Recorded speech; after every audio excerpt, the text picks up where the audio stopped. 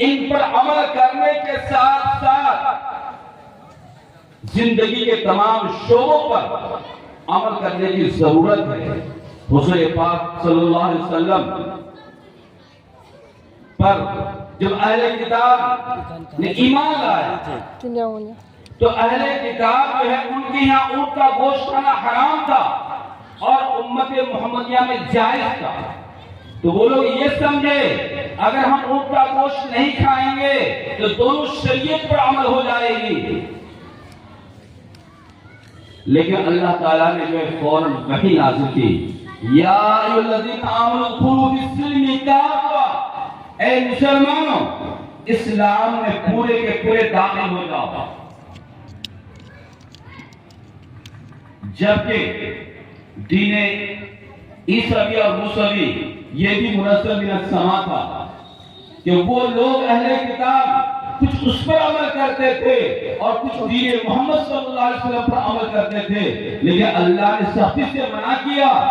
اب تم مومن ہو چکے ہو، تمہیں اب جو ہے عیسیٰ علیہ السلام کی شریعت پر عمل کرنے کی ضرورت نہیں ہے، موسیٰ علیہ السلام کی شریعت پر عمل کرنے کی ضرورت نہیں ہے، صرف محمد صلی اللہ علیہ وسلم کی شریعت پر عمل کرنے کی ضرورت ہے۔ اگر تم حضور پاک صلی اللہ علیہ وسلم کی سنت کے مطابق اور ان کے شریعت کے مطابق زندگی گزارو گے تو کامیاب ہوگے، ورنہ کامیاب نہیں ہوگے۔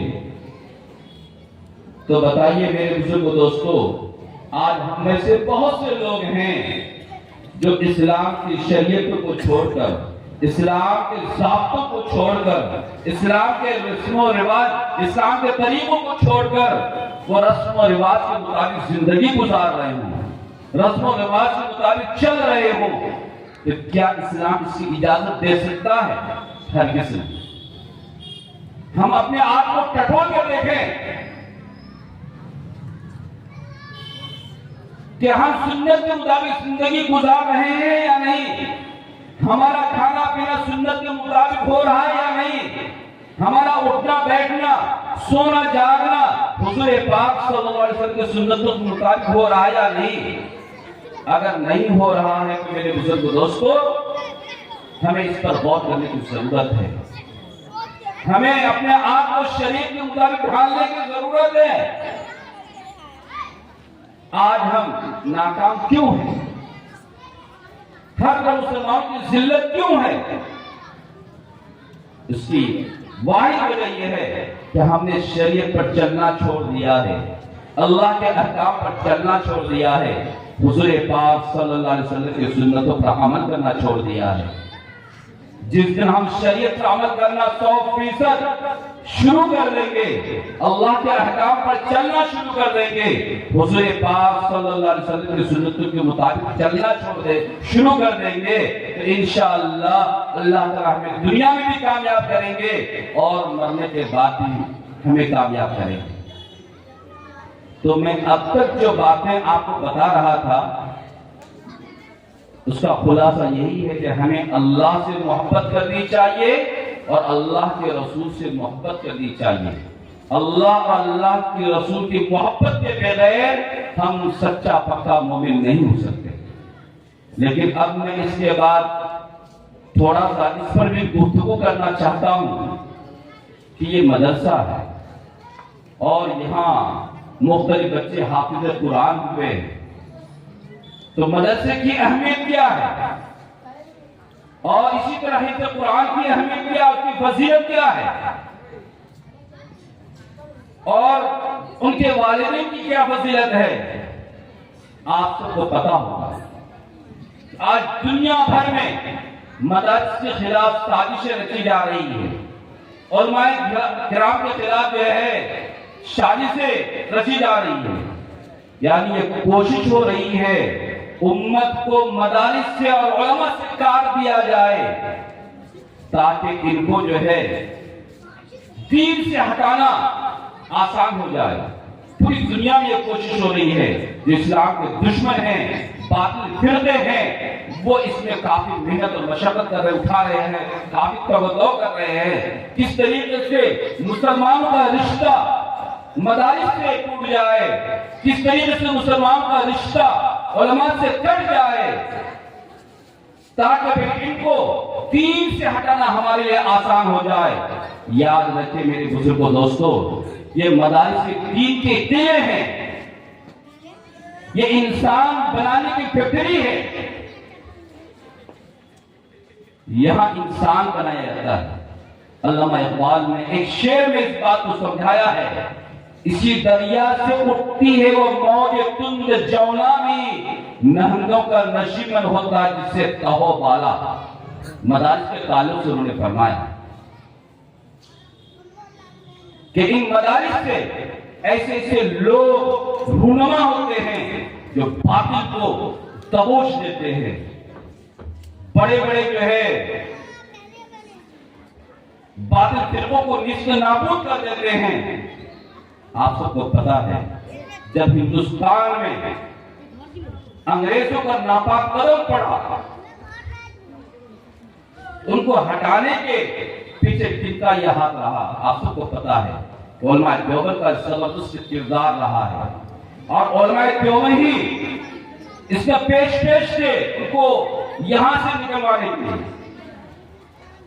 تو اللہ تعالیٰ سے دعا کریں کہ اللہ تعالیٰ ہمیں مدارس سے محبت کرنے کی توفیق عطا فرمائے، اور اسی طریقے سے علماء کرام سے جو ہے محبت کرنے کی توفیق عطا فرمائے۔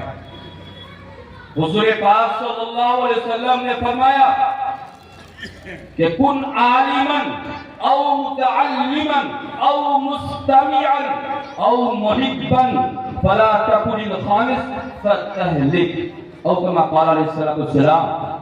حضور پاک صلی اللہ علیہ وسلم نے فرمایا یا تو عالم بنو، اگر عالم نہیں بن سکتے ہو تو طالب علم بنو، اور طالب علم بھی نہیں بن سکتے ہو تو علماء کی مجلس میں گائے بگائے جا کر ان کی باتوں کو سننے والے بنو۔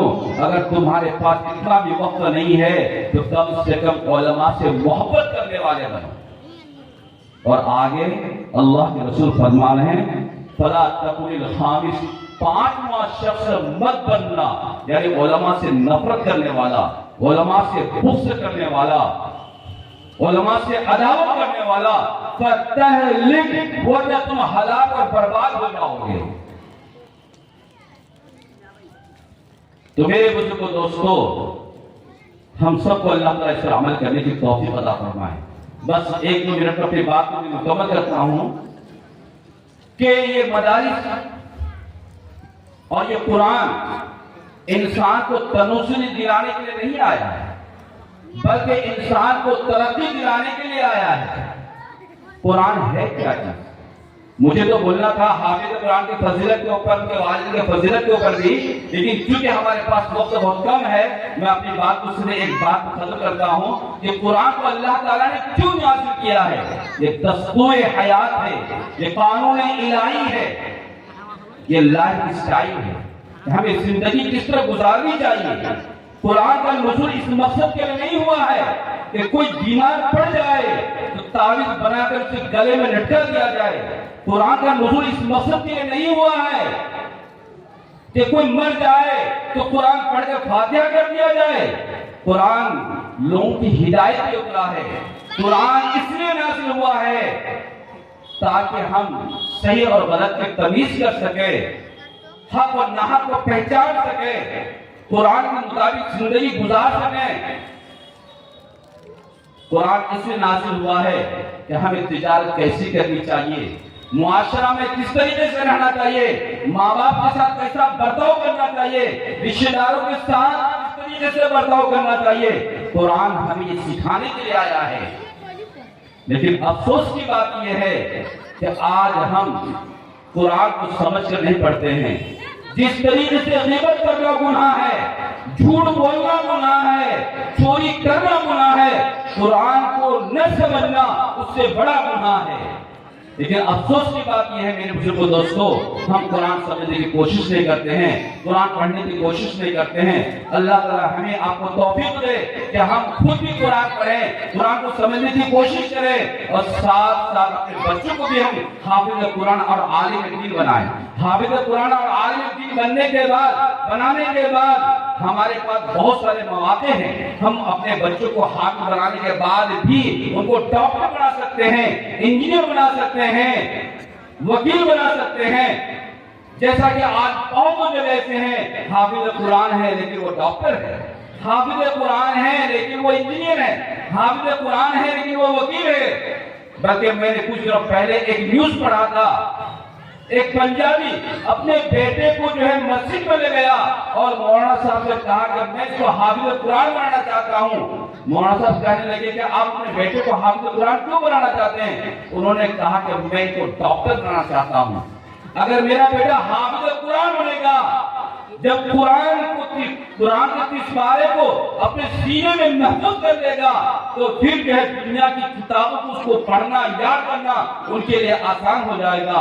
تو میں اپنے بیٹے کو ڈاکٹر اور ڈاکٹر میں ایم ڈی بنانا چاہتا ہوں، تو حافظ بنے گا تو وہ آسان ہو جائے گا اس کے لیے۔ تو ایک غیر مسلم کا یہ عقیدہ ہے، لیکن افسوس کا مقام یہ ہے کہ آج مسلمان یہ سمجھتا ہے کہ میرا بیٹا اگر حافظ بنے گا تو اس کی دنیا تباہ ہو جائے گی، وہ آگے ترقی نہیں کر سکتا ہے۔